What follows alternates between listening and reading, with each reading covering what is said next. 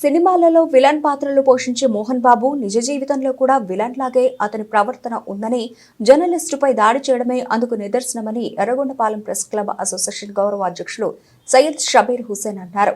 ప్రకాశం జిల్లా ఎర్రగొండపాలెం పట్టణంలో Yerragondapalem press club association ఆధ్వర్యంలో జర్నలిస్టులపై జరిగిన దాడిపై నిరసన తెలిపారు. ఈ సందర్భంగా వారు మాట్లాడుతూ, జర్నలిస్టులపై దాడి ప్రజాస్వామ్యంపై దాడి చేయడమేనని, దాడులకు పాల్పడిన వారిని కఠినంగా శిక్షించాలని డిమాండ్ చేశారు. విలేకరి చేతిలోని లోగోను లాక్కొని తలబద్దలయ్యేలా కొట్టడం హేయమైన చర్య అని, సుమోటోగా మోహన్ బాబుపై కేసు నమోదు చేసి శిక్షించాలని కోరారు. ప్రతిసారి మోహన్ బాబు కుటుంబం బజారుకెక్కి వార్తల కోసం వెళ్లే జర్నలిస్టులను తిట్టడం, కొట్టడం షరా మామూలైందని తెలిపారు. ఈ కార్యక్రమంలో ప్రెస్ క్లబ్ అధ్యక్షులు కాకర్ల కోటయ్య, కార్యదర్శి షేక్ రియాస్, ఉపాధ్యక్షులు షేక్ షరీఫ్, గౌరవ అధ్యక్షులు శేఖర్, కోశాధికారి రవి, సభ్యులు బొర్రారెడ్డి, లాలు తదితరులు ఉన్నారు.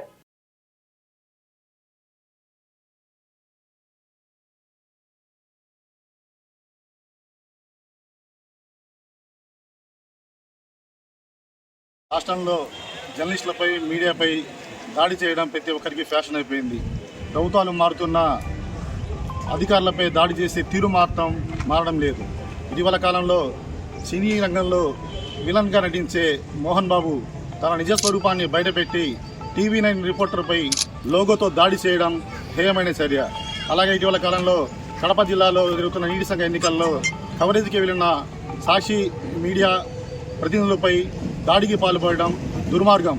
ఇటువంటి చర్యలను ప్రెస్ క్లబ్ ఎర్రగొండపాలెం అసోసియేషన్ తరఫున మేము ఖండిస్తున్నాం. ఈ దాడులు ఆపకపోతే జర్నలిజానికి పత్రికా స్వేచ్ఛకు రక్షణ లేకుండా పోతుంది. రాజ్యాంగం కల్పించిన పత్రికా స్వేచ్ఛను హరించే విధంగా ప్రభుత్వం చర్యలు తీసుకోకపోవడం కూడా దుర్మార్గం. ఇప్పటికైనా జర్నలిస్టులపై, మీడియాపై జరుగుతున్న దాడులను ఖండించి రాజ్యాంగం కల్పించిన పత్రికా రక్షణను కల్పించవలసిందిగా ప్రెస్ క్లబ్ తరఫున కోరుతున్నాం.